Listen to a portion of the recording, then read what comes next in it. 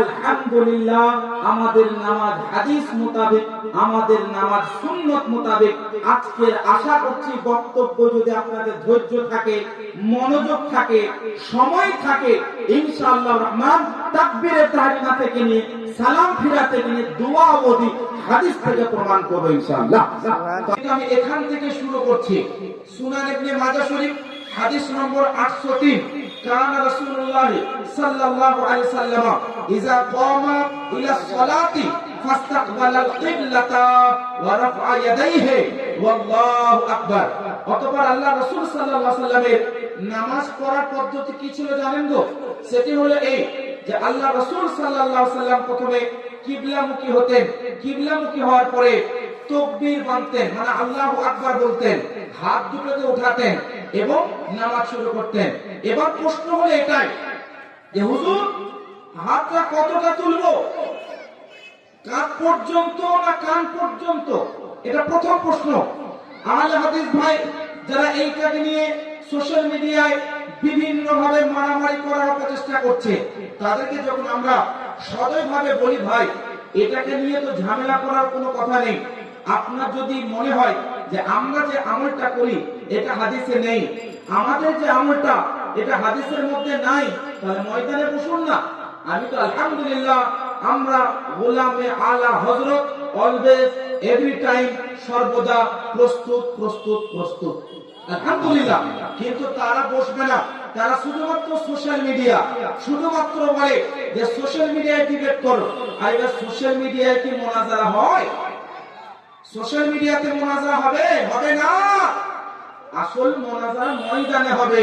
আর এটা আমি আপনাদেরকে বলে যাচ্ছি, রামনগর এলাকার বাসিন্দাদের আজকের বক্তব্যের পরে আপনাদেরকে যদি কেউ বিরক্ত করে যে তোমরা কান পর্যন্ত হাত তুলছো এটা হাদিসে নেই, রাফিয়াদান করছো না এটা হাদিসে নাই, এইটা করছো ওটা হাদিসে নাই, এক কথায় বলবেন ময়দানে এসো, কার ঘাম শরীরের বের করে দেওয়া হয়, কার ঘাম বের হবে আর কে পালাতে পথ খুঁজবে সেদিন দেখা যাবে ইনশাআল্লাহ তাআলা। আর আমরা ভালো করে জানি তারা বুঝবে না। এবার আসুন প্রথম যে বিষয়, প্রথম যে প্রশ্ন যে কান পর্যন্ত হাত তুলবো না কাঁধ পর্যন্ত হাত তুলবো। আমি প্রথমে হাদিস শোনাই। সুনানে নাসাই শরীফ হাদিস নম্বর 882, হাদিসের সনদ হযরত আব্দুল জব্বার বিন ওয়াইল বিন হুজর ইনার থেকে বর্ণিত। হযরত ওয়াইল ইবনে হুজর রাদিয়াল্লাহু তাআলা আনহু ইনি বর্ণনা করেন যে আন্নাহু রাআন নবী সাল্লাল্লাহু আলাইহি ওয়াসাল্লাম ইযা ফাতাহা as-সালাতা রাফা ইয়াদাইহি হাত্তা তাকাদা ইবহামাহু তুআদি শাহমাতা উযুনাই। এটা সুনানে নাসাই শরীফ সিহাহ সিত্তার মধ্যে একটি কিতাব, 882 তম হাদিস। এই হাদিসের মূল অর্থ হলো এটাই, হযরত ওয়াইল ইবনে হুজর রাদিয়াল্লাহু তাআলা আন ইনার পিতা থেকে বর্ণনা করেন, ওনার পিতা একজন সাহাবী। উনি আল্লাহ রাসূল সাল্লাল্লাহু আলাইহি ওয়াসাল্লামকে দেখলেন, উনি যখন নামাজটা শুরু করছেন তো হাত দুইখানা তুললেন। কতটা তুললেন? কতটা? হাত্তা তাকাত, মনে হলো যে তুহাজি আল্লাহ রাসূল সাল্লাল্লাহু আলাইহি ওয়াসাল্লামের হাত দুইখানা কতটা যাচ্ছে? তুহাজি একদম বরাবর। কত বরাবর? শাহমাতা উযুনাই।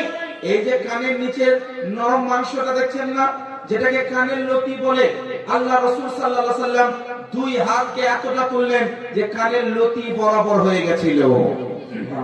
তাহলে বলুন, সুনানে নাসাই শরীফ আমার কাছে রয়েছে। এই সুনানে নাসাই শরীফের 882 তম হাদিস দ্বারা কি প্রমাণ হলো? কান পর্যন্ত হাত তুলবেন না কান পর্যন্ত হাত তুলবেন? জোরে বলুন। কান পর্যন্ত। তার বলবেন হুজুর সহিহুল বুখারীর হাদিসের অর্থ কি হবে? মুসনাদ আহমদ বিন হাম্বলের হাদিসের অর্থ কি হবে? সাঈদ ইবনে খুযাইমার হাদিসের অর্থ কি হবে? শুনেন, আমরা হচ্ছে হানাফি মাযহাবের মানুষ। হানাফি হোক, মালিকি হোক, শাফিঈ হোক, হাম্বলি হোক, সকলে হচ্ছে আহলে সুন্নাত ওয়াল জামাতের অন্তর্ভুক্ত। আমরা নিজেরা বলি আমরা যে আমলটা করি এটা সহিহ এবং রাজিহ হাদিস দ্বারা প্রমাণিত। তাছাড়াও ওই হাদিসকে আমরা গ্রহণ করি যে হাদিসের উপরে রাসূল সাল্লাল্লাহু আলাইহি ওয়াসাল্লাম সাহাবায়ে কেরাম রিদওয়ানুল্লাহি আলাইহিম আজমাইন, তাবেঈনে ইজম, তাবেঈনে ইজম থেকে আমাদের পর্যন্ত সকলের যে আমলটা ছিল ওই আমলটা আমাদেরও আলহামদুলিল্লাহ আছে। তাহলে বলবেন যে হাদিসে কাঁধের কথা এসেছে অর্থটা কি হবে শুনেন। হাত কোনটাকে বলে আরবিতে জানেন? আরবিতে হাতকে বলা হয় ইয়াদুন। কি বলা হয়? ইয়াদুন। ইয়াদুন বলা হয় এই যে গাঁটটা দেখছেন না, গাঁট থেকে নিয়ে এই আঙ্গুলের শিরা পর্যন্ত এইটাকে বলা হয় হাত। কি বলা হয়? হাত। আর এই যে কুহনি দেখছেন, কুহনি থেকে নিয়ে গাঁট পর্যন্ত বলা হয় জিরা। কি বলা হয়? জিরা। তো হাত বলা হয় কোনটাকে? এইটাকে। এইটাকে বলা হয় ইসবা, মানে আঙ্গুল। এগুলোকে কি বলা হয়? আঙ্গুল। এখানে লক্ষ্য করলেন আল্লাহ রাসূল সাল্লাল্লাহু আলাইহি ওয়াসাল্লামের হাদিস, রাফা ইয়াদাইহি, আল্লাহ নবীর হাত উঠাতেন হাত্তা তুহতাকা ইবহামা। ইবহাম বলা হয় বৃদ্ধাঙ্গুলকে। কি বল, কাকে বলা হয়? বৃদ্ধাঙ্গুল। ইবহামা হুশাহমাতা উজুরাই, রাসূলের এই বৃদ্ধাঙ্গুল দুটো কানের লতি পর্যন্ত চলে যেত। এবার বুখারীর যে হাদিসের উদ্ধৃতি যারা দেয় ওখানে আছে হাত। কি আছে? হাত। আল্লাহর নবী দুই হাত তুলতেন কাঁধ পর্যন্ত। কয় পর্যন্ত? কাঁধ। সুনানে নাসাই শরীফে হাদিসে কি আছে? বৃদ্ধাঙ্গুল। আমি আপনাকে বলি, বৃদ্ধাঙ্গুল কান পর্যন্ত তুলতে হলে হাতটা কাঁধ পর্যন্ত তুলতে হবে না? হবে না? হবে না? হবে না? তাহলে যখন বৃদ্ধাঙ্গুলটা কানে লাগাবো তোমার হাতখানা কাঁধের উপর পর্যন্ত উঠবে না? উঠবে না? ওই বোকা গন্ডার মূর্খ ব্যক্তিদেরকে বলুন, ওই হাদিসটা তোমরা যে বলছো কাঁধ পর্যন্ত, আর বোকা ওখানে হাতের কথা এসছে, আঙ্গুলের কথা নাই। মানে একটা অংশ নেই আর আরেকটা অংশ বাদ দেয়। মনে রাখবেন, আল কোরআন ইউফাসসিরু বা'দুহু বা'দা, কোরআনের একটি আয়াত আরেকটি আয়াতের ব্যাখ্যা করে। অনুরূপ ভাবে একটি হাদিস আরেকটি হাদিসের ব্যাখ্যা করে। যে হাদিসের মধ্যে আল্লাহ রাসূল সাল্লাল্লাহু আলাইহি ওয়াসাল্লামের আমলটা বলা হয়েছে মানকাবাইহি, অর্থাৎ রাসূল সাল্লাল্লাহু আলাইহি ওয়াসাল্লামের মুবারক কাঁধ পর্যন্ত হাতটা তুলতো, বলবো আই অ্যাকসেপ্ট ইওর হাদিস, আমি তোমার পেশ করা হাদিসটাকে গ্রহণ করছি। তবে এখানে ইউ হ্যাভ টু, তোমার দরকার হচ্ছে এটাই, এটাকে তুমি কি করো? ব্যাখ্যা করো, এটাকে তাশরীহ করো। তার কারণ একটাই, ওই হাদিসের নবী হাতের কথা বলেছেন। সুনানে নাসাই 882 নম্বর হাদিসে বৃদ্ধাঙ্গুলের কথা বলেছেন। আমি বলবো আলহামদুলিল্লাহ, আমরা গোলামে আলা হযরত, আমরা আহলে সুন্নাত ওয়াল জামাতের অন্তর্ভুক্ত। আমরা দুইটি হাদিসের উপরে আমল করলাম। একটি হাদিসে হাতের কথা আছে, নাসাই শরীফে আমলের কথা আছে। তার মানে উভয় ধরনের হাদিসের উপরে আমাদের আমল হয়ে গেল আলহামদুলিল্লাহ। তো যারা কাঁধ পর্যন্ত হাতটা তুললো তারা রাসূলের আমলটা করলো, যেখানে রাসূলের মুবারক বৃদ্ধাঙ্গুল কি হয়েছিল? কানের লতি পর্যন্ত পৌঁছে গেছিল। আপনারা জবাব দেবেন, পৌঁছালো কি পৌঁছালো না? এবার প্রশ্ন হবে, হুজুর হাতটা তুলবো কিভাবে? হাতটা ওঠাবো কিভাবে? একটা হলো হাত তুললাম, 2 নম্বর হলো কত দূর তুলবেন, 3 নম্বর কিভাবে তুলবেন। এই মর্মের হাদিস শুনুন। এই মর্মের সুনানে আবি দাউদ শরীফের হাদিস, হাদিস নম্বর 727, আল্লাহ রাসূল সাল্লাল্লাহু আলাইহি ওয়াসাল্লাম ইরশাদ করেন, ইযা ফাতাহা আহাদুকুম as-সালাতা ফালইরফা ইয়াদাইহি ওয়া ইয়াস্তাকবির বিবাতিনিহিমা আল-কিবলাতা ফাইন্নাল্লাহা আমামাহ। আল্লাহ রাসূল সাল্লাল্লাহু আলাইহি ওয়াসাল্লাম বলেন, ইযা ফাতাহা আহাদুকুম as-সালাহ, তোমাদের মধ্যে যখন কেউ নামাজকে শুরু করবে, নামাজকে শুরু করবে, তখন কি বলবে? ফালিয়ারফা ইয়াদাইহি, দুই হাতকে তুলবে। কি করবে? দুই হাতকে তুলবে। তারপর ওয়ালিয়াস্তাকবির বিবাতিনিহিমা, দুই হাতের যে বাতেনি অংশ, মানে পেটে, এটা হচ্ছে পিঠ, এটা হচ্ছে পেট। দুই হাতের পেট হচ্ছে এইটা, পিঠ হচ্ছে এইটা। তো এইভাবে নয়, এইভাবে। আল্লাহ রাসূল বলেন উভয় হাতের বাতেনি অংশ, পেটের দিকটা কি করবে? তোমরা কিবলামুখী করবে। কেন? ফাইন্নাল্লাহা আমামা, কারণ মহান আল্লাহ পাক তোমাদেরকে দেখছেন। আল্লাহ তোমাদেরকে সামনে থেকে দেখছেন। তাহলে এই হাদিস থেকে কি প্রমাণ পেলেন? যে কান পর্যন্ত হাত তুলতে হবে, আর 2 কিবলামুখী হয়ে তুলতে হবে, আর 3 দুই হাতে পেটটা কিবলার দিকে থাকবে। এবার হাত বাঁধা হলো, মানে হাত তোলা হলো, বাঁধবেন কোথায়? বাঁধবেন কোথায়?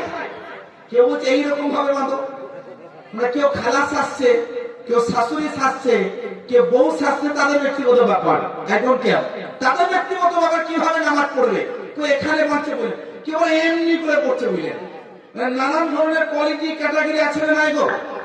হ্যাঁ, আমরা কিভাবে পড়ি? এইভাবে এই যে তিনটা আঙ্গুল, 1 2 3, তিনটা আঙ্গুল এখানে রাখি, কোথায়? এই গাঁটটাতে বাঁধি, গাঁটটাতে বাঁধি। আদিতে গাঁটটাকে কি বলে সেটাও বলছি। এই গাঁটে বাঁধি, 2 আঙ্গুলটা এইভাবে, এইভাবে তিনটা আঙ্গুল রাখি এবং নাভির নিচে বাঁধি। কোথায় বাঁধি? আমি এক স্পষ্ট হাদিস দিয়ে প্রমাণ করব। এই হাতটা, এই গাঁটটাকে ধরতে হবে, তিনটা আঙ্গুল রাখতে হবে এবং নাভির নিচে বাঁধতে হবে। স্পষ্ট হাদিস দিয়ে প্রমাণ করবো ইনশাআল্লাহ রহমান, যাতে আজকের পর থেকে আপনাদের মতো সাধারণ ব্যক্তিদেরকে কেউ প্রশ্ন না করে, where did you find this হাদিস, কোথা থেকে হাদিসটা পেলে? একটি কথা উত্তর দেবে, রামনগরের জলসায় পুরো নামাজকে হাদিস দিয়ে প্রমাণ করা হয়েছে, দেখে নাও। শুনেন হাদিস শরীফ, যেখানে সম্পূর্ণভাবে কোথা পর্যন্ত বাঁধবেন। আমি কয়েকটি হাদিস আছে, বেছে বেছে একটি করে হাদিস পেশ করছি, না নামাজটাই শেষ হবে না। মুসান্নাফ ইবনে আবি শাইবা একটি অধ্যায় আছে, বাবু ওয়াজুই ইয়ামিন আলা শিমাল, 3 নম্বর খণ্ডের 320 321 নম্বর পৃষ্ঠা। মুসান্নাফ ইবনে আবি শাইবা হাদিস নম্বর 3959। হাদিসটা হযরত আলকামা থেকে বর্ণিত, উনি হযরত ওয়াইল ইবনে হুজর থেকে বর্ণনা করেন, উনি নিজের পিতা থেকে বর্ণনা করেন। আর ওনার পিতা কি বলছেন? রাআইতুন নাবিয়্যা সাল্লাল্লাহু আলাইহি সাল্লাম ওয়াজা ইয়ামিনাহু আলা শিমালিহি ফি সলাতি তাহতা সুররা। আসুররা বলা হয় নাভিকে। হযরত ওয়াইল ইবনে হুজর ওনার পিতার থেকে বর্ণনা করেন, ওনার পিতা সাহাবী, উনিও সাহাবী। উনি বলেন রাআইতুন নাবিয়্যা সাল্লাল্লাহু আলাইহি সাল্লাম, আমি আল্লাহ রাসূল সাল্লাল্লাহু আলাইহি সাল্লামকে দেখলাম, ওয়াজা ইয়ামিনাহু, আল্লাহ রাসূল সাল্লাল্লাহু আলাইহি সাল্লাম নিজের মুবারক ডান হাতটাকে বাঁধলেন, কোথায়? নিজের বাম হাতের উপরে, এবং ফি সালাতিন, নামাজে। আর বাঁধলেন কোথায়? তাহতা সুররা, নাভির নিচে বাঁধলেন। বলুন সুবহানাল্লাহ। আর আমি চ্যালেঞ্জ করব, এই হাদিসটাকে সহিহ প্রমাণ করতে পারবে না, পারবে না কিয়ামতের সকাল পর্যন্ত, চ্যালেঞ্জ করে গেলাম। আপনাদের মতো সাধারণ ব্যক্তিদেরকে বলবে, ওই যে মুফতি সাহেব এলেন কলকাতা থেকে, তোমাদেরকে সহিহ হাদিস পড়ে শুনিয়ে গেলেন, তোমাদেরকে দুর্বল হাদিস পড়ে শুনিয়ে গেলেন। আমি বলবো, ভাই, আমার আওয়াজ যদি তোমার কান পর্যন্ত যাচ্ছে, আমার সঙ্গে তো তোমার কোনো লড়াই নেই, কোনো দুশমনি নেই, সদয়ভাবে তোমাকে ইনভাইট করছি। I invite you, I always ready to discussion. সর্বদা আমি প্রস্তুত আছি। যদি মনে হয় ভাই এখানে স্টেজে এসো, আমি তোমাকে কিতাব খুলে এইভাবে মুসান্নাফ ইবনে আবি শাইবার হাদিসটাকে প্রমাণ করে দেব, এটা হচ্ছে আমলযোগ্য, গ্রহণযোগ্য হাদিস। এই হাদিসে কি বলেন? আল্লাহ রাসূল নাভির নিচে বাঁধতেন। তো হাতটা কোনটা কোথায় বাঁধতেন, এর ব্যাখ্যা আমি আপনাদেরকে দিচ্ছি, শুনেন কোনটা কোথায় বাঁধবেন। আর একটা হাদিস, আমিরুল মুমিনিন সাইয়্যিদুনা খলিফাতুল মুসলিমিন, 4 নম্বর খলিফা হযরত শেরে খোদা মাওলায়ে কায়নাত হায়দার কাররার ফাতিহে খাইবার হযরত আলী রাদিয়াল্লাহু তাআলা আনহু বর্ণনা করেন। আন আলী রাদিয়াল্লাহু তাআলা আন কানা ইয়াকুল ইন্না মিন সুন্নাতিস সালাহ ওয়াজউল ইয়ামিন আলা শিমালি তাহতা সুররা। এটা ইমাম বাইহাকীর লেখা কিতাব সুনানুল কুবরা 2342 নম্বর হাদিস, এবং সুনানে আবি দাউদ শরীফ হাদিস নম্বর 756। সমস্ত কিতাব রাখা আছে। আমি সমস্ত কিতাব থেকে আপনাদেরকে বলছি, মাওলায়ে কায়নাত বলেন ইন্না মিন সুন্নাতিস সালাহ, নিশ্চয়ই নামাজের সুন্নতের মধ্যে হলো এটা। কি বললেন? নামাজের সুন্নতের মধ্যে হচ্ছে এটা, ওয়াজউল ইয়ামিন আলা শিমালে তাহতা সুররা, ডান হাতটা বাম হাতে রাখবে এবং নাভির নিচে বাঁধবে। বুঝতে পেরেছেন? আমি বলবো, যারা হাদিস বলছো ভাই, যারা হাদিস বলছো, তারা জানে না হাদিস কাকে বলে, সুন্নাত কাকে বলে। তারা আদৌ জানে না যে সুন্নাত কাকে বলে, হাদিস কাকে বলে। আমি আবারও বলছি, রাসূল পাক সাল্লাল্লাহু আলাইহি সাল্লাম চাঁদকে 2 টুকরো করেছেন, এটা হাদিস না হাদিস নয়? আল্লাহ রাসূল পুনরায় সূর্যকে উঠিয়েছিলেন নিজের ইশারায়, হাদিস না হাদিস নয়? রাসূল পাক সাল্লাল্লাহু আলাইহি সাল্লাম মেরাজ রজনীতে আল্লাহর সঙ্গে নিজের চর্ম চোখে মহান আল্লাহকে দেখেছেন, জিসমানি দিদার করেছেন মহান রাসূল সাল্লাল্লাহু আলাইহি সাল্লাম। এটা হাদিস না হাদিস নয়। আল্লাহ রাসূল সাল্লাল্লাহু আলাইহি সাল্লাম আরাম করতেন, সহিহুল বুখারীর হাদিস। আল্লাহ রাসূল সাল্লাল্লাহু আলাইহি সাল্লাম আরাম করতেন, ফেরেশতা এসে ওনার দোলনাকে দোলাতেন। আল খাসাইসুল কুবরার হাদিস ইমাম জালালউদ্দিন সুয়ুতী রাহমাতুল্লাহি আলাইহি বর্ণনা করেন, আল্লাহ রাসূল সাল্লাল্লাহু তাআলা আলাইহি সাল্লাম যখন আরাম করতেন, মেঘ এসে আল্লাহ রাসূলকে ছায়া করতেন।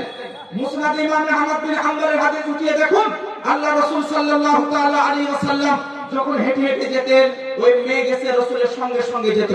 এগুলো হাদিস না হাদিস নয়। আমি প্রশ্ন করব, আপনি কি চাঁদকে দুটুকরো করতে পারবেন? আপনি কি মেরাজে যেতে পারবেন? আপনি কি সূর্য ওঠাতে পারবেন? তো এগুলো হাদিস, এগুলো কি গো? হাদিস। আর মাওলানা কায়নাত বলতে সুন্নাত। নামাজের সুন্নাত কি? না নাভির নিচে হাতটাকে বাঁধতে হবে। হাদিসে আছে, কিন্তু কোন হাদিসটা কোন পর্যায়ে, কোন হাদিসটা কি ধরনের, এটাকে যাচাই বাছাই করা আপনাদের সাধারণ ব্যক্তির পক্ষে সম্ভব নয়। একজন আলিমে দ্বীন, একজন মুফতির কাছে ওই ব্যক্তিকে ধরে আনুন, তুমি কোন হাদিস পেশ করলা দেখাও, তার ছানবিন হবে। তার ছানবিন কি করবেন? ও আসবেই না ভয়ে, ও 10 হাত দূরে পালিয়ে যাবে। এমনটা হয় না? তো যে বিষয়টা আমি আপনাকে বলছিলাম, মাওলানা কায়নাত বলেন নামাজের ভিতরে সুন্নাত হলো নাভির নিচে হাতটাকে বাঁধতে হবে। আচ্ছা, নাভির নিচে হাত বাঁধেন, এবার কি বলেন? সানা পড়েন তো। এই সানাটাও হাদিস শরীফের মধ্যে আছে। নাসাই শরীফ হাদিস নম্বর 899। আল্লাহ রাসূল সাল্লাল্লাহু আলাইহি ওয়াসাল্লাম কিভাবে নামাজ পড়তেন দেখেন। হযরত আবু সাঈদ রাদিয়াল্লাহু আনহু ইনি বর্ণনা করেন, আন্না নবী সাল্লাল্লাহু আলাইহি ওয়াসাল্লাম কানা ইযা ইফতাতাহা আস-সালাহ ক্বাল সুবহানাকা আল্লাহুম্মা ওয়া বিহামদিকা ওয়া তাবারাকা ইসমুকা ওয়া তাআলা জাদ্দুকা ওয়া লা ইলাহা গায়রুক। এটা আপনারা পড়েন না? পড়েন না? এটা হচ্ছে সুনানে নাসাই 899 নম্বর হাদিস। আল্লাহ রাসূল সাল্লাল্লাহু আলাইহি ওয়াসাল্লাম এইভাবে সানা পড়তেন। আপনারা এখন স্যাটিসফাইড আছেন না? নাই? নামাজ হাত তোলা থেকে তাকবীর পড়া থেকে নিয়ে সানা পর্যন্ত হাদিস থেকে প্রমাণ পেলেন না? পেলেন না? জি। এরপরে কি বলেন? আউযুবিল্লাহ। আউযুবিল্লাহ পড়েন না? কোরআন থেকে শুনুন, পবিত্র কোরআন সূরা নাহল আয়াত নম্বর 98 আল্লাহ পাক বলেন, ফাইদা ক্রাআতাল কোরআন ফাস্তাঈদ বিল্লাহি মিনাশ শাইতানির রাজীম। যখন তোমরা কোরআন পড়ার ইচ্ছা করবে, প্রথমে আউযুবিল্লাহ তোমরা পড়ে নাও। এবার যেহেতু আমরা সূরা ফাতিহা পড়ব, কোরআন কি না, তো কোরআনের আগে কি পড়তে হবে? আউযুবিল্লাহ। কোরআন থেকে প্রমাণ পেলেন, হাদিস থেকেও প্রমাণ নিন আউযুবিল্লাহ পড়ার। এটা হাদিস শরীফ মুসান্নাফে আব্দুর রাজ্জাক হাদিস নম্বর 2589। আন আবি সাঈদ আল-খুদরি, হযরত আবু সাঈদ খুদরি একজন বড় মাপের সাহাবী, উনি বর্ণনা করেন কে আন্না রাসূলুল্লাহ সাল্লাল্লাহু আলাইহি ওয়াসাল্লাম কানা ইয়াকুল ক্বাবলা আল-কিরাআহ আউযু বিল্লাহি মিনাশ শাইতানির রাজীম। আল্লাহ রাসূল সাল্লাল্লাহু আলাইহি ওয়াসাল্লাম কিরাত করার আগে আউযু বিল্লাহি মিনাশ শাইতানির রাজীম পড়তেন। তো আপনাকে বাংলা কোন চটি বই, উর্দু কোন চটি বইয়ের দলিল দেওয়ার দরকার নাই। তাদের সামনে একদম সিনা টান করে দাঁড়িয়ে যান, একদম বলে দিন যে আমাদের এখানে ভয়ের কোনো কারণ নাই, প্রত্যেকটা আমাদের হাদিস থেকে আলহামদুলিল্লাহ প্রমাণ আছে। সুবহানাল্লাহ, সুবহানাল্লাহ। এরপরে কি পড়েন? কি পড়েন গো? বিসমিল্লাহির রহমানির রহিম। এটাও সম্পর্কে শুনুন, সুনানে তিরমিজি শরীফ হাদিস নম্বর 245। এই হাদিসটা বর্ণনা করেছেন কে জানেন? মুফাসসির আযম কোরআন হযরত আব্দুল্লাহ ইবনে আব্বাস রাদিয়াল্লাহু তাআলা আনহুমা। উনি বয়ান করেন, কানা নবী সাল্লাল্লাহু আলাইহি ওয়াসাল্লাম ইফতাতিহু সালাতাহ বিসমিল্লাহির রহমানির রহিম। আল্লাহ রাসূল সাল্লাল্লাহু আলাইহি ওয়াসাল্লাম যখন নামাজ শুরু করতেন তো বিসমিল্লাহির রহমানির রহিম পাঠ করতেন। বিসমিল্লাহ পর্যন্ত গেলেন। বিসমিল্লাহ পড়ার পরে এবার কি করেন? এবার কথা হচ্ছে বিসমিল্লাহটা জোরে পড়বো না আস্তে পড়বো? আউযুবিল্লাহটা আস্তে পড়বো না জোরে পড়বো? সূরা ফাতিহার পরে আমিনটা জোরে পড়বো না আস্তে পড়বো? এগুলো হচ্ছে না প্রশ্ন? জি। অনেক আহলে হাদিস ভাই মসজিদে যাবেন, ওরা দেখবেন আল্লাহু আকবার আর জোরে শুরু করে দেয়, বিসমিল্লাহির জোরে পড়ে। অনেক জায়গাতে দেখবেন, আমার ঠিক জানা নেই, তবে এরকম শুনেছি বিভিন্ন জায়গায় পড়া হয়, ওনারা পড়ে থাকেন। আমি বলি শুনেন, এই সবটাই আউযুবিল্লাহ, বিসমিল্লাহ, সানা এবং আমিন, এই চারটে জিনিসে আসতে হবে। কি হবে? আসতে হবে। হাদিস শরীফ থেকে শুনুন। হাদিসগুলো বর্ণনা কে ভাই কিতাবের মধ্যে কে এনেছেন? কার কিতাব? ইমাম আব্দুর রাজ্জাক। কার কিতাব? এই যে বুখারী শরীফ দেখছেন, বুখারী শরীফের লেখক কে? মুহাম্মদ বিন ইসমাইল বুখারী। তিরমিজি শরীফের লেখক ইমাম তিরমিজি। ইমাম আব্দুর রাজ্জাক ইনাদের উস্তাদ। ইমাম আব্দুর রাজ্জাক কে? ইনাদের উস্তাদ। মুসান্নাফে আব্দুর রাজ্জাক হাদিস নম্বর 2597। এখানে সম্পূর্ণভাবে বয়ান করা হয়েছে একজন বিখ্যাত তাবেঈ হযরত ইব্রাহিম নাখঈ রাহমাতুল্লাহি আলাইহি। উনি বয়ান করেন পাঁচটি এমন জিনিস আছে, খামসুন, পাঁচটি এমন জিনিস আছে কে ইউখফিয়ান্না, যেটাকে একদম আস্তে পড়তে হবে। কিসে পড়তে হবে? আস্তে। এক, সুবহানাকাল্লাহুম্মা ওয়া বিহামদিকা ওয়া তাআব্বুদ ওয়া বিসমিল্লাহির রহমানির রহিম ওয়া আমিন ওয়া আল্লাহুম্মা রাব্বানা ওয়া লাকাল হামদ। এই যে তাসবিহ, এই যে তাআব্বুদ মানে আউযুবিল্লাহ, বিসমিল্লাহ, আমিন এবং সানা এবং যে তাসবিহ পড়েন রব্বানা ওয়া লাকাল হামদ, এই সবগুলো কি হবে? আস্তে হবে। তো হাদিস থেকে প্রমাণ পেলেন না? পেলেন না? এবার প্রশ্ন হলো সূরা ফাতিহা এবং আরেকটি যে সূরা মিলাই, এই যে সূরা ফাতিহা গুলো আমরা মিলাই, তো এটাকে নিয়ে অনেক ব্যক্তির প্রশ্ন হলো যে সূরা ফাতিহা যারা মুক্তাদি, যারা পেছনে নামাজ পড়েন তাদেরকেও সূরা ফাতিহা পড়তে হবে। এমনটা অনেক আহলে হাদিস বাইরে বলে যে জামাতেও মুক্তাদিরা যখন থাকে তাদেরকে সূরা ফাতিহা পড়তে হবে, এমনটা বলে না? আর তার একটা হাদিস মানে, ওই হাদিসটা প্রথমে কি শুনেন? হাদিসটা হচ্ছে বুখারী শরীফের এবং বিভিন্ন জায়গার মধ্যে আছে, লা সালাতা ইল্লা বিফাতিহাতিল কিতাব, মানে সূরা ফাতিহা ছাড়া কোন নামাজ হবে না। আমি একদম ব্যাখ্যা আপনাকে দিই, তারপরে এই ব্যাখ্যাটা হযরত সুফিয়ান সৌরি কি করেছেন ওটাও পেশ করব। তো আমি এই অধম কিঞ্চিত ক্ষুদ্র নগণ্য এবং আল্লাহ পাকের দানে যেটুকু ব্যাখ্যা করার যোগ্যতা আল্লাহ দিয়েছে ওই অনুযায়ী একটু ব্যাখ্যা আপনাদেরকে দিই। আল্লাহ হাফেজ ভাই যখন আপনাকে বলবে সূরা ফাতিহা ছাড়া নামাজ হবে না, এক বাক্যে বলবেন না, একসেপ্ট। কি বলবেন? মেনে নিলাম। সে যখন বলবে এ ভাই ইমামের পেছনে যদি তুমি নামাজ পড়ো তোমাকে সূরা ফাতিহা পড়তে হবে, আপনি বলবেন যে হ্যাঁ সূরা ফাতিহা ছাড়া নামাজ হবে না, আমিও মানি। কি বলবেন? আমিও মানি। আমাদের এখানে লড়াই নয়, হাদিসকে নিয়ে আমাদের মতভেদ নেই। আল্লাহ রাসূলের হাদিস আমাদের মাথার উপরে। আল্লাহ রাসূল বলেছেন লা সালাতা ইল্লা বিফাতিহাতিল কিতাব, সূরা ফাতিহা ছাড়া নামাজ হবে না। আমিও বলবো, আপনাকেও বলতে হবে যে সূরা ফাতিহা ছাড়া নামাজ হবে না, অবশ্যই নামাজ হবে না। যে কোনো নামাজ, সে একা একই পড়ুক, জামাতে পড়ুক, যেভাবেই পড়ুক না কেন, সূরা ফাতিহা ছাড়া নামাজ হবে না। এবার প্রশ্ন হলো, একদম সহজ ভাবে আপনাকে বোঝাই, আপনি যখন একা একা নামাজ পড়বেন সূরা ফাতিহা পড়বেন না? পড়বেন না? কিন্তু ইমামের পেছনে যখন পড়বেন তখন তো পড়ি না।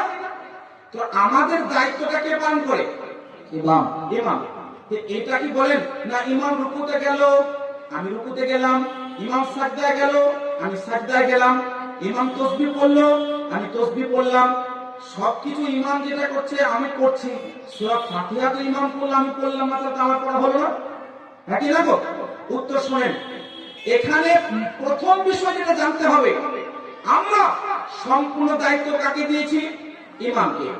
ইমাম যদি সূরা ফাতিহা পড়ে, ইমামের সূরা ফাতিহাটা পড়া মানে আমাদের পড়া, এইটা হচ্ছে মেন বিষয়। এখানে সূরা ফাতিহা পড়া হলো না তা নয়, একাকি হলে আমরা নিচে পড়ি, জামাতে পড়লে আমাদের হয়ে ইমাম পড়ে। সহজ ভাবে যে আমরা একাকি নামাজ পড়ে নিচে পড়ি আর জামাতে পড়লে আমাদের হয়ে ইমাম পড়ে, তো সূরা ফাতিহা পড়া নিয়ে সমস্যা নাই। মেন কথা ওরা বলতে চাইছে যে ইমাম যদি কিরাত আমাদের হয়ে পড়ে তো ওই পড়াটা যথেষ্ট হবে না। আমি এটাকে প্রমাণ করব যে হ্যাঁ ইমাম যে সূরা ফাতিহা পড়ে, ইমামের সূরা ফাতিহা পড়া আমাদের জন্য যথেষ্ট। তাহলে হাদিসটা নিয়ে আমাদের কোনো মতভেদ নেই যে সূরা ফাতিহা ছাড়া নামাজ হবে না। কারণ একা একা আমরা পড়লে নামাজ পড়ার সময় কি করি? সূরা ফাতিহা পড়ি। আর জামাতে পড়লে সূরা ফাতিহা পড়ি, নিজে পড়ি না, আমাদের হয় কে পড়ে? ইমাম পড়ে। তো সূরা ফাতিহা পড়া হলো, কিন্তু আমাদের মূল প্রশ্ন হলো যে আমাদের জন্য সূরা ফাতিহা যে ইমাম পড়লো পড়া হলো না হলো না? তারা বলছে হলো না, আর আমি বলছি হলো। শুনেন কয়েকটা আমি দলিল দিই। প্রথমে হযরত সুফিয়ান সৌরি রাহমাতুল্লাহি আলাইহি, একজন বিখ্যাত তাবী, উনি হাদিসটাকে নিয়ে এসেছেন। প্রথমে হাদিসটা কোথায় আছে? সুনানে আবি দাউদ শরীফ হাদিস নম্বর 822 86 তার কিতাব। এখানে একটা হাদিস এনেছেন আন উবাদা ইবনে সামিত রাদিয়াল্লাহু আনহু, হযরত উবাদা বিন সামিত রাদিয়াল্লাহু আনহু থেকে বর্ণিত। হাদিসটা কি শুনুন। ইয়াবলুগু বিহিন নাবিয়্যা সাল্লাল্লাহু আলাইহি ওয়াসাল্লাম লা সালাতা লিমান লাম ইয়াকরা বিফাতিহাতিল কিতাব ফাসাইদা, মানে আল্লাহ রাসূল হাদিসটা বলে পেশ করেছেন যে সূরা ফাতিহা না পড়লে নামাজ হবে না। ক্বালা সুফিয়ান, হযরত সুফিয়ান সাউরি রাহমাতুল্লাহ আলাইহি উনি বয়ান করেন লিমান ইউসাল্লি ওয়াহদা, এই হুকুমটা তার জন্য যে একাই কি নামাজ পড়বে। সুবহানাল্লাহ। তাহলে আজকের যুগে কোন আহলে হাদিস ভাই যদি বলে সূরা ফাতিহা ইমামের পেছনে থাকলে তোমাদের পড়তে হবে, একটা প্রশ্ন করবেন, তুমি কি সুফিয়ান সাউরির চাইতে বেশি জ্ঞানী? তুমি কি সুফিয়ান সাউরির চাইতে বেশি জানো? তুমি কি সুফিয়ান সাউরির চাইতে বেশি ইলম রাখো? না। একটি প্রশ্ন, আর উত্তর কি হবে? কোনদিনও না। এবার দলিল শুনুন। দলিলটা হচ্ছে এই, আমাদের হয়ে যদি ইমাম কিরাত পড়ে, ওনার ওই কিরাত পড়াটাই হচ্ছে যথেষ্ট। কেন? তার কারণ শুনেন। আল্লাহ রাসূল সাল্লাল্লাহু আলাইহি সাল্লামের একটি হাদিস আপনাদের সামনে আগে শোনাই। সুনান ইবনে মাজাহ, এই যে কিতাবটা দেখছেন আমার কাছে আছে, ইবনে মাজাহ শরীফ হাদিস নম্বর 846, হযরত আবু হুরায়রা রাদিয়াল্লাহু তাআলা আনহু থেকে বর্ণিত। উনি বয়ান করেন قال رسول الله صلى الله عليه وسلم انما جعل الامام ليتم به فاذا كبر فكبروا واذا قرأ فانصتوا। আল্লাহ রাসূল বলেন ইমাম যখন কাউকে করা হবে, ইমাম করার মানে হলো মুক্তাদিরা তার ইক্তেদা করবে, তার পেছনে নামাজ পড়বে। ইজা কাব্বারা ফাকাব্বিরু, ইমাম সাহেব যখন তাকবীর দিবে আল্লাহু আকবার, তোমরাও কি করো? মনে মনে তাকবীর দাও। তবে শুনে রেখে দাও, ওয়াইজা কারা, ইমাম যখন কিরাত করবে ফাআনসিতু, তখন চুপ হয়ে যাও। কি হয়ে যাও? চুপ হয়ে যাও। তো আল্লাহ রাসূল স্পষ্ট করে দিলেন যে ওয়াইজা কারা ফাআনসিতু, ইমাম যখন কিরাত করবে তখন তুমি কি হয়ে যাও? খামোশ হয়ে যাও, চুপ হয়ে যাও। আনসাতা ইউনসিতু বা নাসাতা ইয়ানসুতু, এর লুগাত, এর ডিকশনারিতে ব্যাকরণের কিতাব উঠিয়ে দেখুন। ফাআনসিতু ফেলে আমরের সিগা, ইম্পারেটিভ সেন্টেন্স, হুকুমবাচক বাক্য। আল্লাহ নবী বলেন খামোশ হয়ে যাও, চুপ হয়ে যাও। এটার অর্থ হচ্ছে এটাই যে আপনি জবানটাও চুপ করে নিন, আপনি পড়াটাও বন্ধ করুন আর জবানটাকেও বন্ধ করে দিন। অনেক সময় মানুষ মানে পড়াটা বন্ধ করে দেয়, আওয়াজটাকে কমিয়ে দেয়, ধীরে ধীরে পড়ে। কিন্তু আনসিত মানে হচ্ছে তুমি খামোশ হয়ে যাও, মানে চুপ হয়ে যাও, পড়া যাবে না। তার মানে উপরের হাদিসটা হচ্ছে তারা একা একই যারা নামাজ পড়বে তাদের জন্য হুকুম। আর এই যে হাদিসটা সুনান ইবনে মাজাহ শরীফের, এই হাদিস থেকে প্রমাণ হলো এটাই যে ইমাম সাহেব কিরাত করলে মুক্তাদি কি করবে গো? চুপ থাকবে। আচ্ছা, দ্বিতীয় হাদিস শুনুন। সুনানে দারকুতনি হাদিস নম্বর 1502, এই হাদিস থেকে স্পষ্ট হবে। হাদিসের বর্ণনাকারী হযরত আব্দুল্লাহ ইবনে ওমর রাদিয়াল্লাহু তাআলা আনহু, ইনি হচ্ছেন সাহাবী রাসূল, খলিফায়ে দোম, আমিরুল মুমিনিন সাইয়্যিদুনা হযরত ওমর ফারুক রাদিয়াল্লাহু তাআলা আনহুর পুত্র। ইনি বর্ণনা করেন, ইনি কি বলেন? قال رسول الله صلى الله عليه وسلم من صلى خلف الامام فإن قراءة الإمام له قراءة। শুনে রেখে দাও, যখন কোন ব্যক্তি ইমামের পেছনে নামাজ পড়বে, ফাইন্না কিরাআতাল ইমামি লাহু কিরাআহ, তো মনে রেখে দাও তার জন্য ইমামের কিরাতটাই হলো কিরাত। কিরাত মানে পড়া, কারা একলা মানে পড়া, ইমামের পড়াটাই হলো মুক্তাদির পড়া। তার মানে ইমামের সূরা ফাতিহা পড়া মুক্তাদির জন্য যথেষ্ট, ইমামের অন্যান্য সূরা পড়া মুক্তাদির জন্য যথেষ্ট। ইমামের ওয়ালাদ-দাল্লিন পড়ার পরে ইমাম সমাপ্ত করলো মানে মুক্তাদিদের ওয়ালাদ-দাল্লিন পর্যন্ত পড়া হয়ে গেল। এটা হাদিস থেকে প্রমাণ হবে না? হবে না। এরপরেও যদি কোনো ব্যক্তি বলে যে না আমাদের জন্য এটা গ্রহণযোগ্য নাই, আমি আরো হাদিস দিচ্ছি শুনেন। মুয়াত্তা ইমামে মালিক, ইমাম মালিক রাহমাতুল্লাহ আলাইহি কত বড় মুহাদ্দিস এটা বলার অপেক্ষা রাখে না। মুয়াত্তা ইমামে মালিকের 251তম হাদিস, হাদিসটা হযরত নাফি থেকে বর্ণিত। উনি বর্ণনা করেন আন্না আব্দুল্লাহ ইবনে উমর রাদিয়াল্লাহু তাআলা আনহুমা كان إذا سئل هل يقرأ أحد خلف الإمام يقول إذا صلى أحدكم خلف الإمام فحسبه قراءة الإمام وإذا صلى وحده فليقرأ قال وكان عبد الله بن عمر لا يقرأ خلف الإمام এই হাদিসটা শোনার অর্থ হযরত আব্দুল্লাহ ইবনে উমর রাদিয়াল্লাহু তাআলা আনহুমা বয়ান করেন যে আল্লাহ রাসূল সাল্লাল্লাহু আলাইহি সাল্লামকে একদা জিজ্ঞাসা করা হলো সে জিজ্ঞাসাটা কি হযরত আব্দুল্লাহ ইবনে উমর রাদিয়াল্লাহু আনহুকে জিজ্ঞাসা করা হলো ইদা সুইলা যখন জিজ্ঞাসা করা হলো হাল ইয়াকরা আহাদুন খালফাল ইমাম যখন কোন ব্যক্তি ইমামের পেছনে নামাজ পড়বে তো ওই ব্যক্তি কিরাত পড়বে তো হযরত আব্দুল্লাহ ইবনে উমর রাদিয়াল্লাহু তাআলা আনহুমা উনি জবাব দিচ্ছেন শুনে রেখে দাও ওয়াইদা সাল্লা আহাদুকুম খালফাল ইমাম ফাহাসবুহু কিরাতুল ইমাম যখন কোন ব্যক্তি ইমামের পেছনে নামাজ পড়বে ইমামের কিরাতটা বা ইমামের পড়াটা মুক্তাদির জন্য যথেষ্ট হবে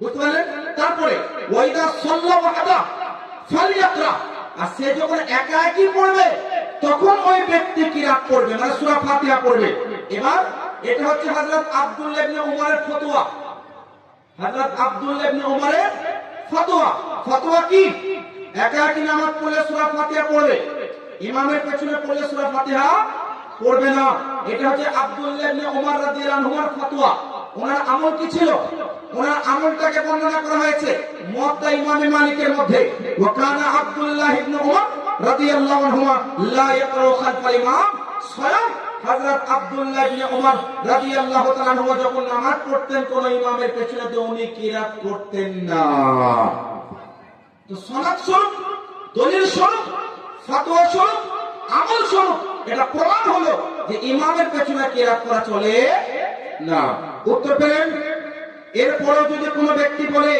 যে না ইমামের পেছনে থাকলেও ওই ব্যক্তিকে কিরাত করতে হবে তাহলে ওই ব্যক্তিকে কি করবেন গো কি জবাব দেবেন যে না হাদিস শরীফ দ্বারা প্রমাণিত যে ইমামের পেছনে থাকলে কিরাত করা যাবে না এবার আমি কয়েকটা সাহাবীর নাম দেব কয়েকজন এমন সাহাবায়ে কেরাম রয়েছেন যিনাদের আমল হচ্ছে ওনারা কিরাত করতেন না ইমামের পেছনে নামাজ পড়লে পরে ওনারা আমিন জোরে বলতেন না জামাতে থাকলে নামাজ পড়লে একা একই পড়লে এটাও হাদিস শরীফের মধ্যে আছে তার মধ্যে একজন সাহাবীর আমল বুঝতে পারলেন তিনি হচ্ছেন হযরত আব্দুল্লাহ ইবনে উমর রাদিয়াল্লাহু তাআলা আনহুমা যিনি নামাজ ইমামের পেছনে পড়লে পরে উনি কিরাত করতেন না এবং আমিন আস্তে বলতেন আমি প্রমাণ করব এবার মুসান্নাফ আব্দুর রাজ্জাকের হাদিস নম্বর 2810 এখানে আমি প্রমাণ করব আল্লাহ রাসূল সাল্লাল্লাহু আলাইহি ওয়াসাল্লাম হযরত আবু বকর সিদ্দিক ওমর ফারুক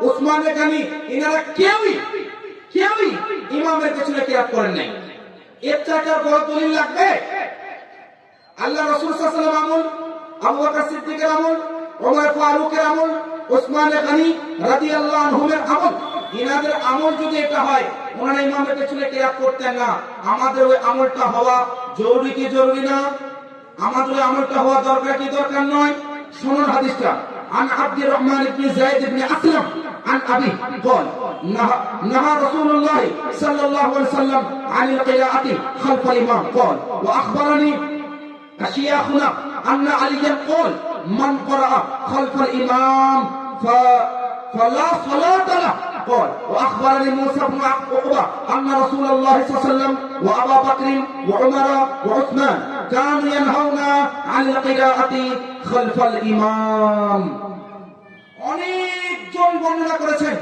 তার মধ্যে হযরত মাওলাই কায়নাত মুশকিল কুশা হায়দার কাররার ফাতিহ খায়বার আমিরুল মুমিনিন হযরত আলী কাররামুল্লাহু ওয়াজহুল কারীম কি বলেছেন জানেন উনি বলেন মান ক্বারা খালফাল ইমাম ফালা সালাত লা যে ব্যক্তি ইমামের পেছনে এসেও কিরাত করবে ওই ব্যক্তির নামাজই হলো না কি বলেছে মাওলাই কায়নাত কেমন সাল্লা খালফাল ইমাম মান ক্বারা খালফাল ইমাম ফালা সালাত লা যে ব্যক্তি ইমামের পেছনে এসেও কিরাত করছে তার নামাজই হলো না আর বর্ণনার মধ্যে আছে হুজুর সাহাবায়ে কায়নাত সাল্লাল্লাহু আবু বকর সিদ্দিক রাদিয়াল্লাহু আনহু ওমর ফারুক রাদিয়াল্লাহু আনহু উসমান গনি রাদিয়াল্লাহু আনহু কানু ইয়ানহাউনা আনিল কিরাআতি খালফাল ইমাম এরা প্রত্যেকেই ইমামের পেছনে কিরাত করা থেকে সকলকে দূরে থাকার নির্দেশ করতেন, কিরাত করতে বারণ করতেন।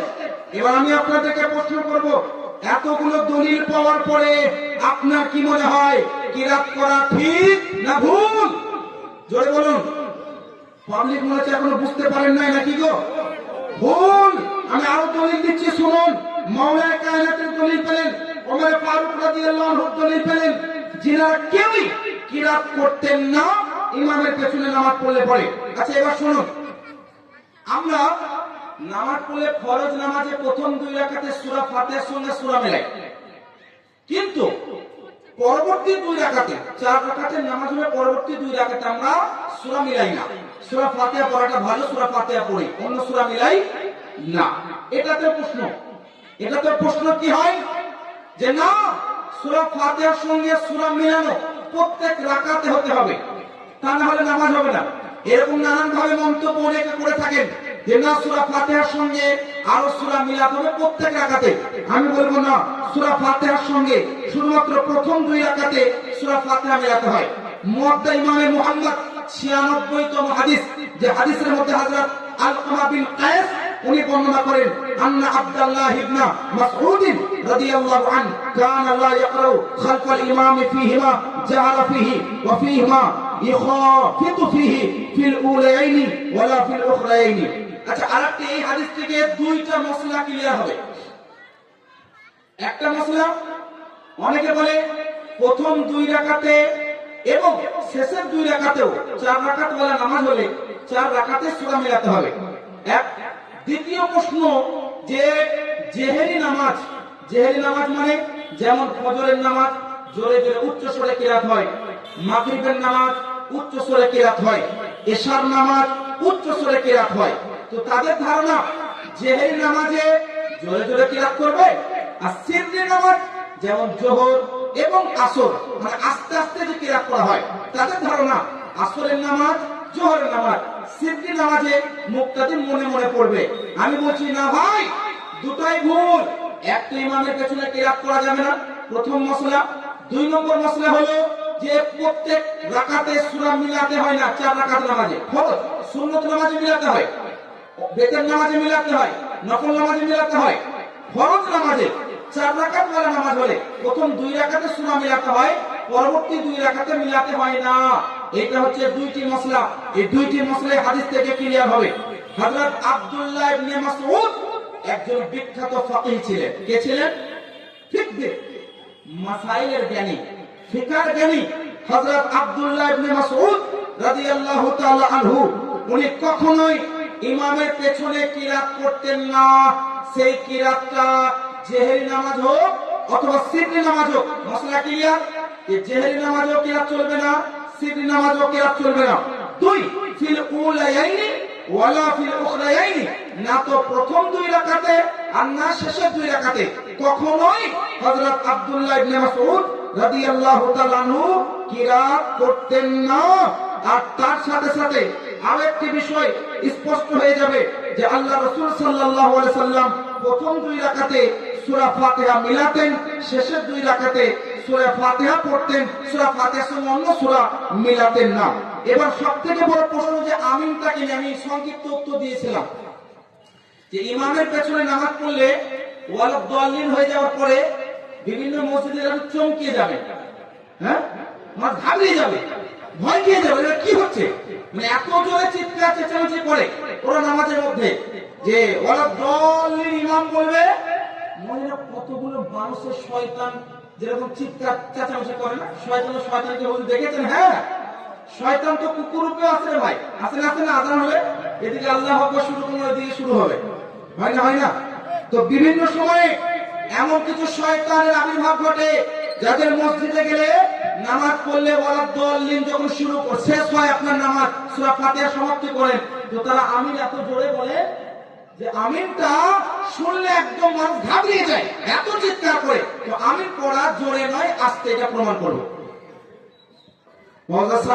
কথা হচ্ছে এটাই যে আমিন আমরা নামাজের ভিতরে ইমাম সাহেবের ওয়ালাদ দাল্লিন পড়ার পরে আমরা আস্তে বলি, জোরে না। এই যে আস্তে বলি জোরে না, যারা জোরে পড়ে তাদের কাছে কিছু দলিল আছে, তাদের কাছে কিছু দলিল আছে। আর তাদের সব থেকে বড় দলিল কি জানেন?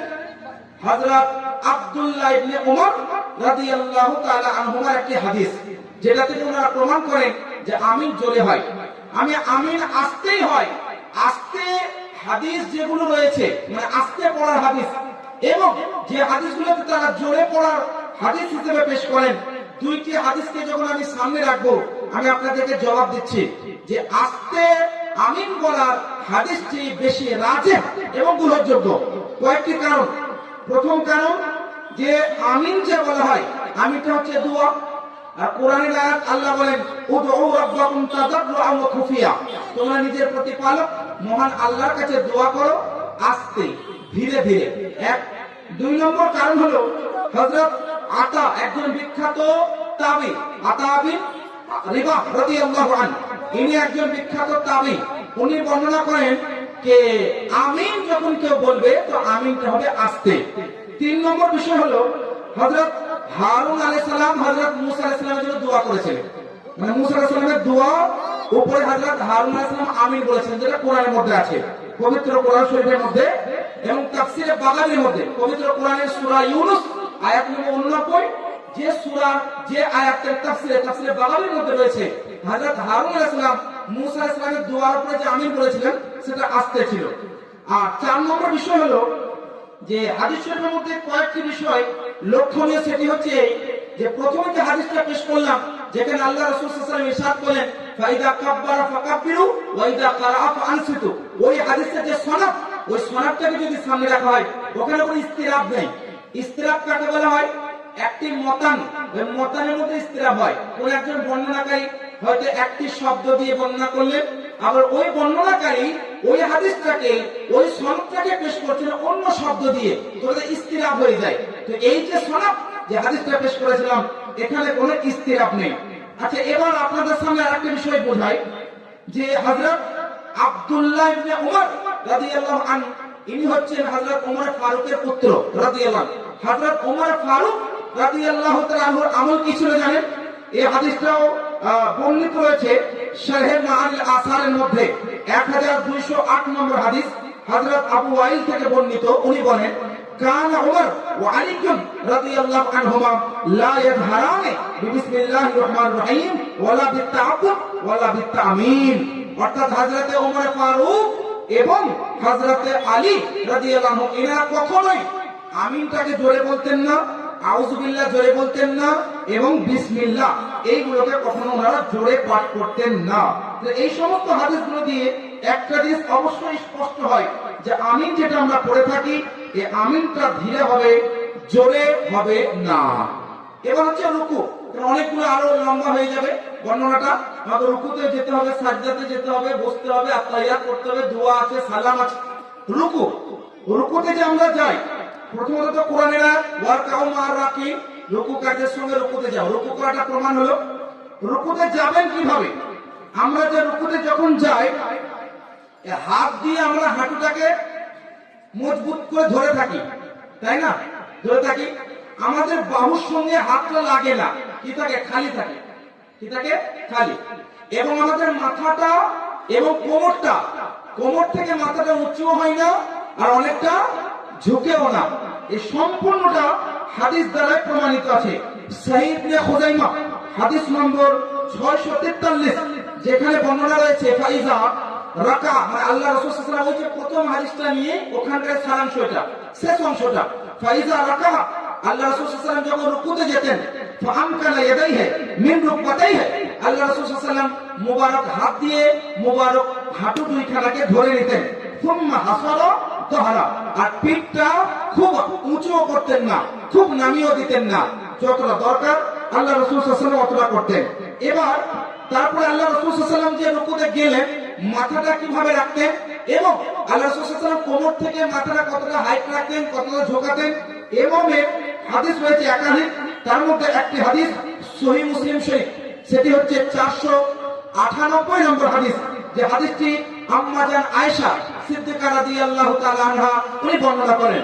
আম্মা জান আয়েশা রাদিয়াল্লাহু আনহা বলেন যে কানা ইযা রাকা লাম ইউশাখিস রাসা ওয়া লাম ইউসাব্বিহু ওয়ালাকিন বাইনা যালিক, আল্লাহ রাসূল সাল্লাল্লাহু আলাইহি ওয়াসাল্লাম যখন রুকুতে যেতেন মাথাটা খুব উঠাতেন না, খুব নামাতেন না, রুকুতে যাওয়ার সময় এক লেভেলে থাকতো আল্লাহ রাসূল সাল্লাল্লাহু আলাইহি ওয়াসাল্লাম মুবারক কোমর এবং আল্লাহ রাসূল সাল্লাল্লাহু আলাইহি ওয়াসাল্লাম মুবারক মাথাখানাটা ওইভাবে কিন্তু থাকতো। এবার রুকুতে আমরা গেলে হাতগুলোকে এরকম করে না, বরং এই আঙ্গুলগুলো খুলে রাখি।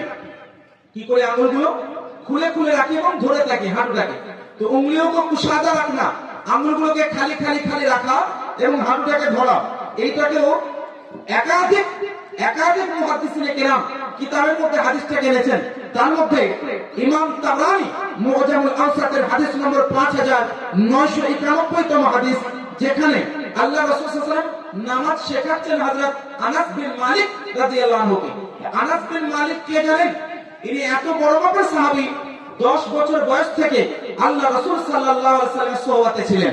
মানে আল্লাহ রাসূল সাল্লাল্লাহু আলাইহি ওয়াসাল্লাম ওঠা বসা, খাওয়া, আরাম করা, নামাজ পড়া, নামাজ শেষ করা, ওয়াজ ও নসিহত করা, হাদিস বলা, সব কিছুকে নিজের চর্ম চোখে দর্শন করেছেন হযরত আনাস বিন মালিক রাদিয়াল্লাহু তাআলা আনহু।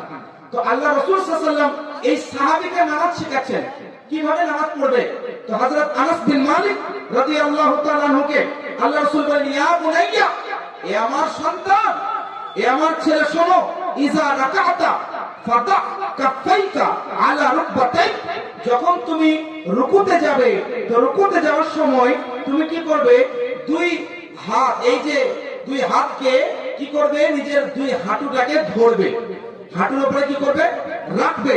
ওয়া ফাররিক বাইনা আসাবিআ, এবং আঙ্গুলের ফাঁকগুলোকে খালি খালি রাখবে, মানে আঙ্গুলটাকে খুলে খুলে রাখবে।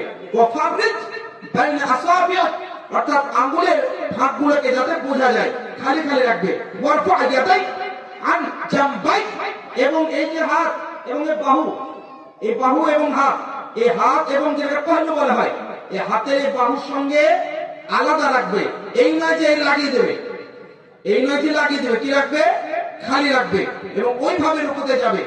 যেভাবে আমরা রুকুতে যাই সাধারণত হানাফি মাযহাবের ব্যক্তিরা, আহলে সুন্নাত ওয়াল জামাতের মতানুসারে যারা চলেন, তিনারা যেভাবে নামাজ পড়েন সম্পূর্ণটাই হাদিস থেকে পেলেন না পেলেন না? রুকুতে যাওয়া পর্যন্ত হাদিস শরীফ দ্বারা প্রমাণ হলো না হলো না গো? প্রমাণ। এবার হচ্ছে প্রথম বিষয়, যখন আপনি রুকুতে গেলেন হাঁটুটাকে ধরলেন, হাঁটুটাকে ধরার পরে আপনি সম্পূর্ণভাবে সিধা রাখলেন মাথাটা এবং কোমরটাকে, এবং রুকুতে গিয়ে তাসবিহ পড়েন না? তাসবিহ সম্পর্কে সুনানে তিরমিজি 261 নম্বর হাদিস, ইযা রাকা আহাদুকুম ফাকালা ফি রুকুহি সুবহান রাব্বিয়াল আযীম সালাসা মাররাত ফাকাদ সুম্মা রুকুহু ওয়া যালিকা আদনা।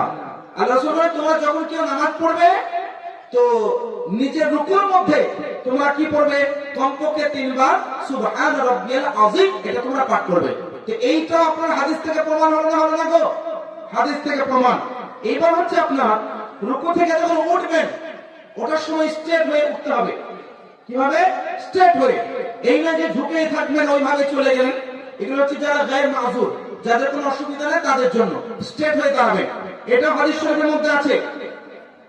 হাদিস শরীফের মধ্যে তালিকাতে বুখারী 1 নম্বর খণ্ডের 159 নম্বর পৃষ্ঠার মধ্যে রয়েছে। হযরত আবু হুমায়দ উনি বয়ান করেন, রাফা'আন নবী সাল্লাল্লাহু আলাইহি সাল্লাম ওয়াস্তাওয়া জালিসান হাত্তা ইয়াউদ কুল্লু ফাকারিন মাকানা।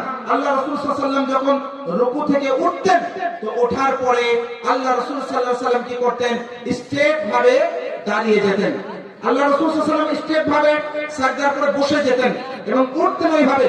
সহিহুল বুখারীর হাদিস, হাদিস নম্বর 789, যেখানে আল্লাহ রাসূল সাল্লাল্লাহু আলাইহি ওয়াসাল্লাম একটা আমল বয়ান করা হয়েছে, যে আমল থেকে বুঝতে পারবেন যে আল্লাহ রাসূল সাল্লাল্লাহু আলাইহি ওয়াসাল্লাম রুকু থেকে যখন উঠতেন কিভাবে দাঁড়াতেন, সাজদা থেকে যখন বসতেন কিভাবে বসতেন, কতক্ষণ বসতেন, কি রকম ভাবে বসতেন, সেটাও সহিহুল বুখারীর 789 নম্বর হাদিসের মধ্যে বিদ্যমান।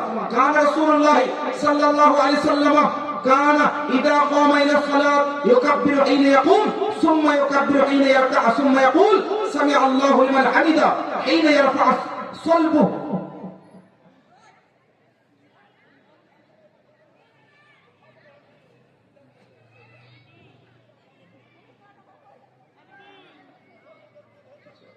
আচ্ছা ঠিক আছে, এবার আপনাদেরকে বলি যে আমরা তাকবীরে তাহরিমা থেকে নিয়ে রুকু থেকে নিয়ে সাজদা পর্যন্ত সম্পূর্ণটা যদি আপনি লক্ষ্য করেন, সম্পূর্ণটাই হাদিস থেকে প্রমাণ হলো না হলো না?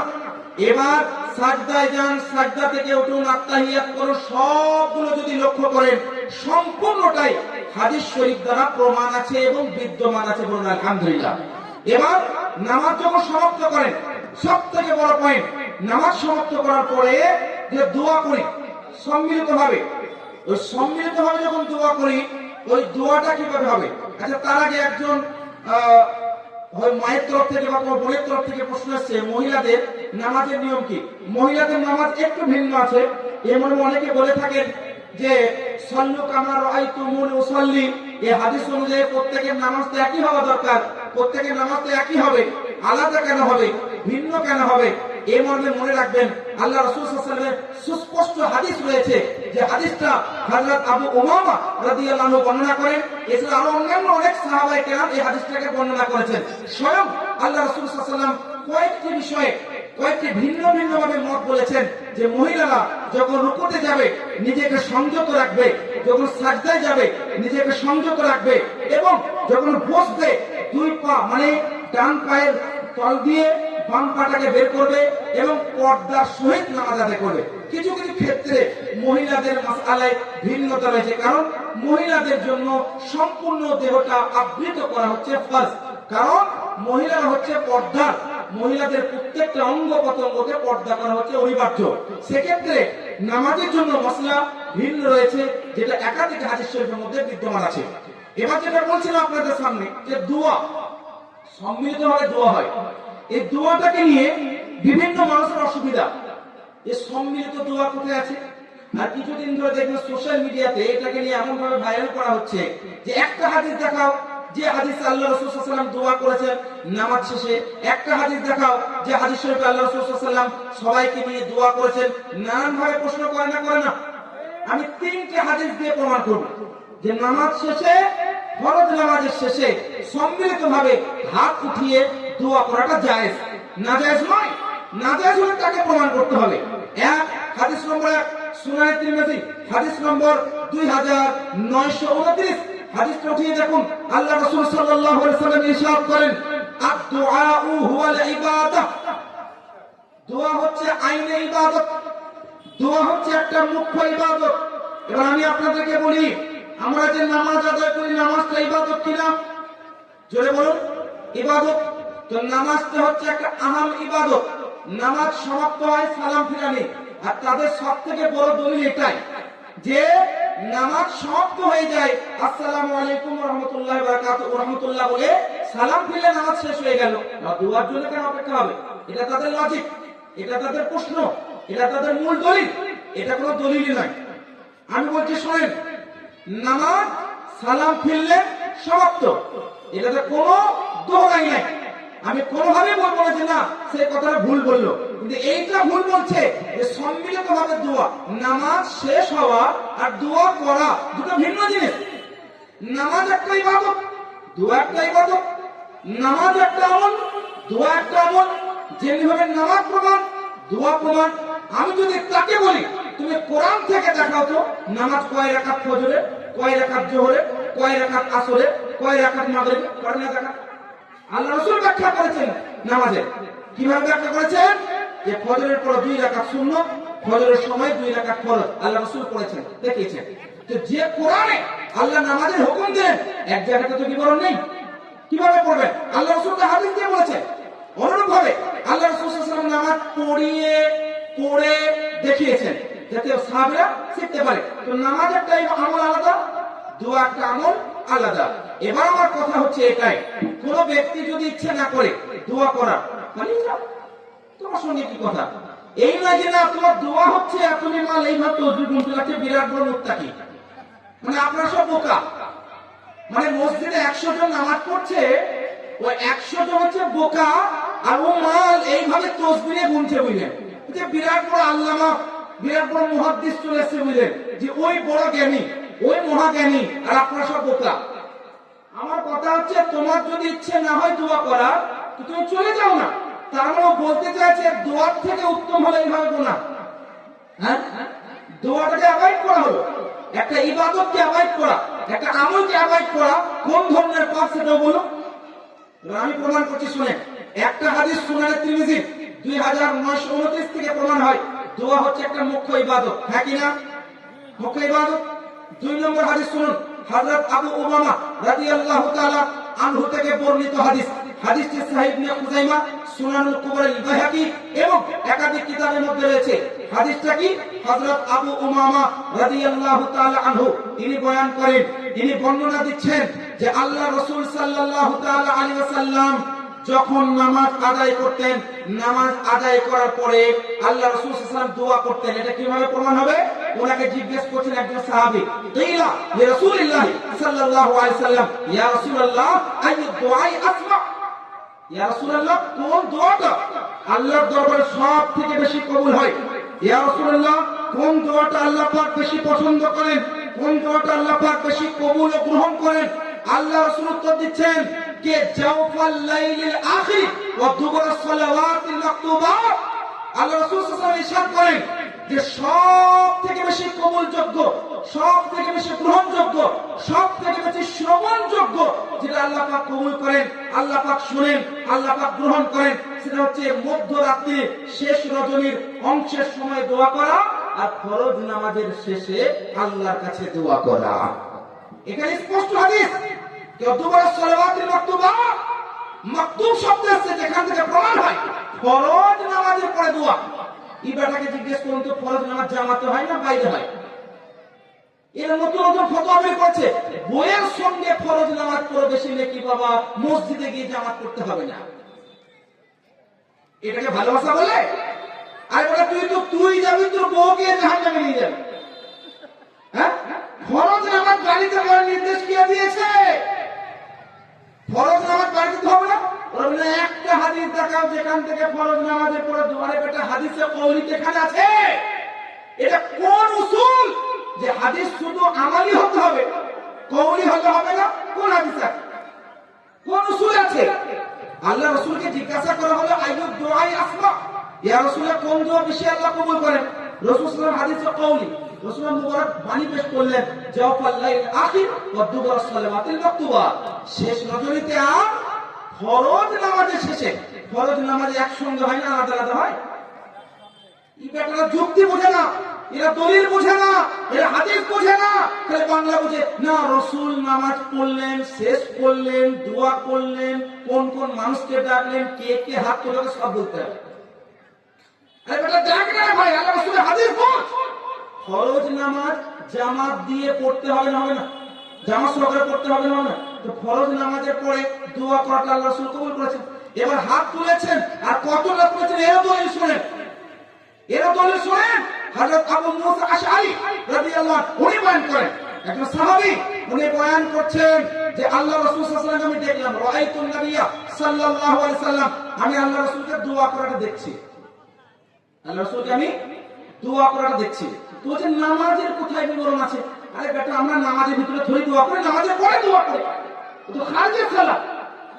হ্যাঁ, ও তো খারিজে সালাত, নামাজের বাইরে তো দোয়া হয়। তো আল্লাহ রাসূলের সম্পর্কে বলছেন সাহাবী, রাআইতুন নাবিয়্যা সাল্লাল্লাহু আলাইহি ওয়াসাল্লাম রাফা ইয়াদাইহি, আল্লাহ রাসূল সাল্লাল্লাহু আলাইহি ওয়াসাল্লাম এইভাবে হাতটা তুললেন দোয়া করার সময়, এইভাবে হাতটা তুললেন আর এতটা তুললেন, আল্লাহু আকবার। সাহাবী বলেন রাআইতু বিয়াজা ইবতাইহি, আমি সাহাবী রাসূল পাক সাল্লাল্লাহু আলাইহি ওয়াসাল্লাম মুবারক বগলে সফেদি মানে চমক আলোড়ন নূরকে আমি দেখতে পেলাম। তার মানে আল্লাহ রাসূল হাত তুলেছেন আর হাত তুলে দোয়াও করেছেন।